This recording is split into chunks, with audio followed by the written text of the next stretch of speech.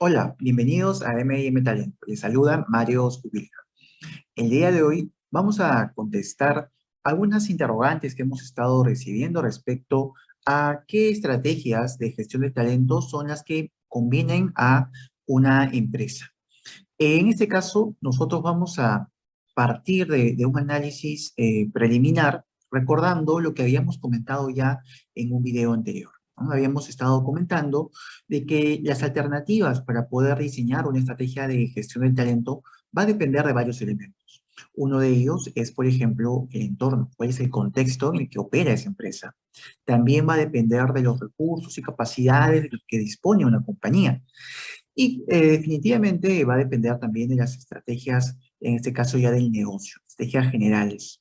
Entonces, nosotros dentro de la gestión del talento vamos a tener un amplio espectro de posibilidades que para ello nosotros vamos a ir desmenuzando en pequeños puntos partiendo de lo que viene a ser el flujo de trabajo. El flujo de trabajo responde a la forma como nosotros diseñamos, ¿no? En este caso, las actividades que van a llevarse a cabo. Por una parte, podemos nosotros considerar trabajar con una descripción de puestos detalladas, donde tenemos muy marcado cuáles son las responsabilidades, las funciones del puesto, los requisitos que las personas tendrían que desempeñar. Estamos hablando, evidentemente, de la descripción de puestos. Y por otra parte, en el otro espectro de las posibilidades podemos contar con roles genéricos, orientados más que nada a objetivos, donde más que nada estamos esperando un desempeño del trabajador más allá de haberle definido de repente tareas regulares, ¿no? Que tienen que hacerse con cierta exactitud y con cierta eh, forma repetitiva, ¿no? También otra diferenciación está en la forma como planificamos el trabajo. En un primer escenario podemos estar hablando de una forma planificación de trabajo detallado y por otro lado estamos refiriéndonos a una planificación más de tipo amplio, una planificación emergente que surge con los cambios que va atravesando la empresa. Otro aspecto que también podemos tocar para poder diferenciar distintas estrategias en lo que es gestión del talento es el reclutamiento, la selección y la contratación. Cuando hablamos de esto, podemos, por ejemplo, volviendo al tema del espectro, por una parte, contar con la posibilidad de hacer promociones internas, ¿no? Un tema de buscar el crecimiento, buscar el desarrollo de las personas dentro de la compañía, ¿cierto? Buscar talento interno y por otra parte, atraer talento, ¿no? Buscar ya ese conocimiento, ese know-how, pero en el mercado laboral. También otra decisión que podríamos tomar es si es que quién decide el tema de la contratación finalmente, si es que será un tema de línea o en contrapartida si estamos hablando de que es una decisión compartida por varios niveles, ¿no? También el énfasis en lo que buscamos, si buscamos el ajuste entre la persona que viene con cierto perfil y el puesto que también tiene sus propios, en este caso, requerimientos. Y la otra opción sería la incorporación de potencial, ¿no? En este caso, vemos incorporar personas que puedan tener cierta posibilidad de aportar algo diferente, quizás no en el corto plazo, sino más bien pensando en un mediano o largo plazo. La tercerización de la fuerza laboral también podría ser una alternativa, es decir, poder considerar que sea otra organización la que aporte ya su know-how, la tecnología disponible, la eficiencia en los procesos, o por otra parte podemos de repente decidir formalizar una relación laboral a través de contratos indeterminados, ¿no? Un poco más son esas las diferencias entre un modelo con cierta flexibilidad operativa y otro de repente con un poco más de rigurosidad en la relación laboral. En cuanto a la evaluación del desempeño, también esto tiene varios matices, ¿no? Por una parte, podemos estar hablando de una evaluación personalizada, ¿no? Ad hoc a cada uno de los puestos o niveles jerárquicos que tiene o áreas que tiene una empresa. Y por otra parte, podemos estar hablando de empresas que recurren a un procedimiento de evaluación estándar, ¿no? A todos medimos bajo los mismos lineamientos. En cuanto a la evaluación, en sí, en un primer caso puede estar orientada al desarrollo, es decir, poder detectar cuáles son las posibilidades de cada una de las personas con alto rendimiento y también con alto potencial. Y por otra parte, podemos estar hablando de evaluaciones orientadas más bien a el control, ¿no? A poder identificar las oportunidades de repente de mejora y poder tomar alguna decisión administrativa si es que esto de repente se vuelve más reiterativo.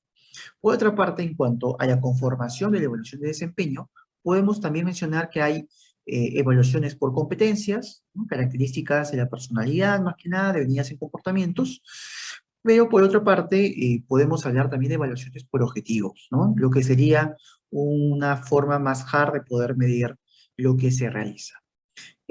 También, otra decisión que se puede tomar es si es que en la evaluación van a participar una cantidad amplia de evaluadores o si estamos hablando de que solamente evalúa el jefe, ¿no? Cuando hablamos de múltiples evaluadores nos referimos a que evalúa el jefe, el compañero, de repente el colaborador, el jefe del jefe, uno mismo. Incluso a veces el cliente también es quien evalúa. En cuanto a la capacitación y desarrollo, esta puede tener también varios matices, ¿no? Por una parte, una capacitación orientada a la persona, con la finalidad de que de repente él sea un inicio de lo que vendría a ser una capacitación en cascada, y por otra parte, podemos de repente hacer capacitaciones con una formación en equipos, ¿no? Ya no de manera individual, sino a todo el colectivo, y podemos también recurrir a una capacitación en el trabajo, donde quienes transmiten, en este caso, o forman al personal, vienen a ser los mismos colaboradores de la empresa, o una capacitación externa, donde recurrimos a un entrenamiento especializado, ¿no? Fuera de la compañía. También podemos adoptar dentro de nuestra estrategia, desarrollar el talento con la finalidad, como ya os mencioné anteriormente, de promocionarlo, o por otra parte también podemos decidir adquirir el talento directamente del mercado, ¿no? Definitivamente lo segundo va a significar un tema de compensaciones bastante importante al momento de traer. En cuanto a la remuneración, las decisiones pueden ir desde una remuneración únicamente fija, estable, ¿no? Con pocas variaciones al menos anuales, y por otra parte, conjugar de repente con remuneraciones variables, ¿no? Que más que nada van a estar dependiendo de cuál es el aporte que hace el trabajador o cuál es el rendimiento que se ha tenido en el puesto, ¿no? Y también podemos hacer una combinación, una suerte de compensación monetaria, como también compensación no monetaria, ¿no? No monetaria, estamos hablando de todo lo que no es, en este caso, dinero, estamos hablando de repente de una especie de satisfacción con el trabajo, equilibrio vida-trabajo, ¿no? Estamos hablando de repente de un buen clima laboral, todo lo que puede representar un nivel de incremento de la motivación del trabajador a partir de una serie de disposiciones que la empresa pueda dar que no representen necesariamente un tema de contribución económica. Entonces, recordando un poco lo que habíamos dicho al inicio, estas estrategias de gestión del talento van a depender de cuál es la estrategia que tiene la organización, cuál es el entorno que la empresa está experimentando, cuáles son las características propias de la compañía, ¿no? Características organizativas y evidentemente de sus capacidades, ¿no? Capacidades organizativas también. Entonces, las estrategias de gestión del talento humano no podríamos afirmar que hay una que sea la más efectiva en todos los escenarios. Va a depender de cuál sea ese escenario que nosotros estemos experimentando para poder determinar una estrategia más conveniente. Sin embargo, existen recomendaciones respecto a las estrategias de gestión del talento que podrían estar más alineadas con las estrategias conocidas, las estrategias genéricas que en su momento recomendó Porter, donde nos hablaba, por ejemplo, de dos, ¿no? La estrategia de liderazgo en costes y también la estrategia de diferenciación.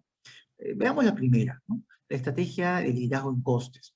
En este caso estamos hablando de una empresa que busca poder competir o destacar a partir justamente de su gran capacidad de poder manejar economías de escala, por ejemplo. Y esto implica tener un férreo control de los costos que exige evidentemente llevar un control detallado y frecuente. Por otra parte, estamos hablando de la necesidad de contar con un gran nivel de organización y con responsabilidades claras que tienen que cumplirse para poder mantener una eficiencia en el proceso, lo cual va a requerir en algunos escenarios una supervisión intensa del trabajo, ¿no? Buscando justamente una producción eficiente. Y aquí nosotros tendríamos que identificar qué estrategias de gestión del talento pueden estar más alineadas con esto. Una de ellas, por ejemplo, dentro de todos los aspectos que habíamos mencionado, sería la descripción explícita del trabajo, descripciones de puestos detalladas, ¿no? Y que hayan sido dadas en modo de conocimiento al trabajador al inicio de la relación laboral. También va a ser importante contar con una planificación detallada del trabajo, con una periodicidad regular de revisión de las actividades establecidas, con indicadores claros y con una cadena de mando también bastante clara. Hay que también aquí implementar un énfasis en la capacitación, pero orientada al puesto, orientada a mejorar las capacidades que el trabajador necesita para hacer de manera más eficiente su trabajo actual. Y remuneración basado en el puesto, en lo que el trabajador hace en este momento, ¿no? Cuáles son sus actividades que realiza, ¿cierto? Adicionalmente, se puede considerar que la evaluación del desempeño estaría más que nada funcionando como una suerte de mecanismo de control para poder establecer si es que el colaborador cumple las funciones que le han sido encomendadas, que le han sido previamente establecidas. En contrapartida, cuando hablamos de una estrategia de diferenciación, donde nosotros buscamos marcar una distancia de los competidores en base a nuestra capacidad de investigación y desarrollo, es que tenemos que recurrir a una fuerte capacidad de ingeniería de producto, necesitamos recurrir también a sofisticadas técnicas de marketing y evidentemente a una mayor capacidad de flexibilidad, ¿no? Para poder responder a los requerimientos, en este caso, del entorno y con especial énfasis en lo que el cliente necesita. Entonces, ¿qué necesitamos hacer nosotros? Si es que es un entorno ampliamente cambiante. Lo que necesitaríamos implementar aquí sería una definición general de tareas, ya no como en el escenario anterior, que era una definición explícita, sino una definición genérica, donde estamos hablando más que nada de roles, ¿no? Roles a desempeñar, establecer objetivos, resultados esperados, y donde la forma de hacer las actividades quede más bien un poco más a decisiones que se van tomando en el día a día. Es por eso que la planificación del trabajo es más laxa, menos estricta, ¿no? Y donde también en cuanto al reclutamiento, esto adopta ya un enfoque de atracción. Tenemos que tener la capacidad de atraer talento, ese talento que puede marcar la diferencia en el mercado, ¿no? En cuanto a la forma como nosotros orientamos la capacitación, esta tiene que ser basada en equipos. Es evidente que también va a ser necesario la implementación de habilidades blandas, ¿no? Que complementen la parte técnica, y la compensación va a estar orientada a el desempeño que las personas logren, ¿no? En cuanto a la evaluación de desempeño, esta sería considerada también como herramienta de desarrollo para poder identificar el potencial, para poder ver oportunidades de desarrollo de las personas dentro de la organización y de esta manera podemos establecer una sostenibilidad de negocio también a largo plazo. Bien, entonces, a modo de conclusiones, recordemos de que si bien existe un abanico de muchas posibilidades en cuanto a los procesos de gestión de talento y en cuanto a la forma que va a adquirir la estrategia, esta no tiene una respuesta única. Esta va a depender de cuál sea el escenario en el que se está desenvolviendo la empresa. Es por eso importante que siempre al inicio de todo proyecto de gestión de talento hagamos un diagnóstico, hagamos una revisión de qué es lo que la empresa viene haciendo, qué es lo que ya se hizo, qué es lo que quiere realizar, cuáles son los recursos de los que dispone la empresa, cuáles son las capacidades, fortalezas, debilidades, ¿no? Y a partir de un análisis posterior podamos nosotros diseñar una propuesta de gestión de talento ad hoc, a medida, que responda a lo que la empresa requiere. Muy bien, eso ha sido nuestro aporte del día de hoy. Más adelante vamos a seguir desarrollando cada uno de estos puntos. Ya saben que nos pueden encontrar en las redes sociales, estamos como M&M Talento, en LinkedIn, en Facebook, en Instagram y también en YouTube. Cualquier tipo de consulta o contacto pueden hacerlo también a través de nuestro WhatsApp 900 47 060. Por mi parte, eso es todo por hoy. Muchísimas gracias. Hasta otra oportunidad.